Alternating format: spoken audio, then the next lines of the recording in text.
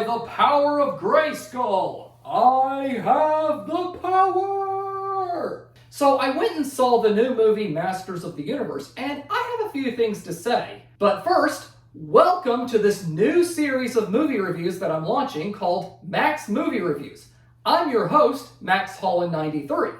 Masters of the Universe is a sword and sorcery fantasy flick directed by Travis Knight and based on the toy franchise of the same name by Mattel. So it was introduced as a toy line in the 80s, and there was also a cartoon series based on the toy line that also came out around the 80s. And it's basically set in the fictional world of Eternia. And it's centered on our protagonist, Prince Adam, son of the king and queen of said world, and they reside in the castle of Grayskull. And they are allied by a group of heroes, most notably the Man-at-Arms and the Sorceress and Orko the Wizard. And there are some other characters I can't remember exactly, but there's a bad guy named Skeletor who has a skull for a face, hence his name, and he wants to hijack Grayskull and take over Eternia. And Prince Adam is entrusted with a sword of power, in which whenever there's trouble, he pulls out the sword and he says that iconic line, "By the power of Grayskull, I have the power!" And he transforms into his alter ego He-Man to save the day. Basically, as his alter ego, he's like this beefcake barbarian and has a deeper voice. And Adam also has a pet cat named Cringer who's literally afraid of everything. But when Adam turns into He-Man, Cringer turns into Battle Cat, in which he faces a shift in personality where he's way more daring than his normal persona. And each episode has a life lesson to learn and ends with a PSA related to the conflict of said episode. And that's about the gist of it, really. There was also a live-action movie called Masters of the Universe with Dolph Lundgren in the leading role that came out in 1987. And that movie was critically panned and a box office flop. I actually happen to have that movie on Blu-ray, and I've seen it one time, and if I recall correctly, it wasn't very good.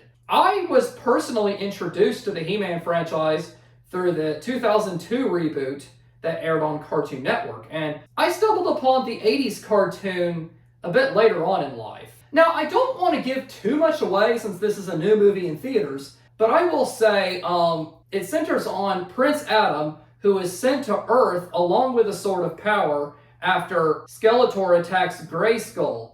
But Prince Adam loses the sword in the process, and he grows up in a big city.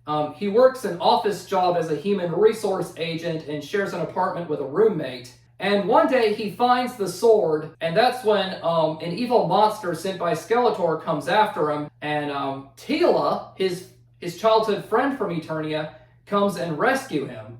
And there's a hint here and there that Adam and Teela may be romantically involved, but the two return to Eternia on a spaceship, and they lead a resistance against Skeletor.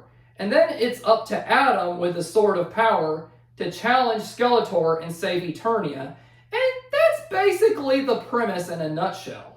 So I went and saw this movie on the Saturday after opening, and I really enjoyed it. I'm going to be honest, I didn't really think this movie was going to be very good because I wasn't really that sold by the trailer. It kind of looked like just another generic blockbuster based on a toy franchise set in a big city. Kind of like how the Michael Bay Transformers movies were. But then I saw that the movie actually got decent reviews, so I decided to go see it myself, and I gotta say, this movie was good. It actually had a good storyline and a decent plot and some character development, and it had a lot of really good action scenes and some really funny moments. The fight between He-Man and Skeletor really had me at the edge of my seat. Like, we have He-Man with his sword on here and Skeletor with his staff here, and they went It also has some pretty nice references to the cartoon series, as well as some of the memes that it generated. Like, for instance, there's a scene where there's a traffic jam and that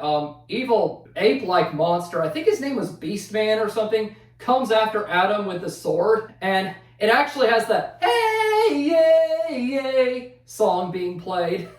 And also, if you're going to make a movie, like a big budget blockbuster based on a toy franchise and bring it to the big screen, this is the way to do it. And I also really liked Jared Leto as Skeletor. He was very entertaining, which is saying something given Leto's recent bad rap. But he was good in this one. He was very terrifying and threatening villain, but he was also kind of funny too. So I would say this is kind of has the same vibes of the Avengers and Guardians of the Galaxy. So overall, this movie was pretty awesome. Though if I had one complaint, I felt that the movie was a little too CGI heavy. I felt like with the sets in Eternia, they could have had a set, which I get that probably would have been a bit of work, but that's just me. Yeah, generally, I recommend going to see it, although the movie currently isn't doing that well at the box office, but I think it's a movie worth checking out, whether it's in the theaters or home media or whatever.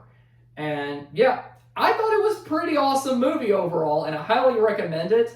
And that's why I give it a 9 out of 10. So have you seen the new Masters of the Universe movie? What are your thoughts on it? Let me know in the comments down below. And if you enjoyed this video, remember to like, comment, subscribe, and I'll see you next time.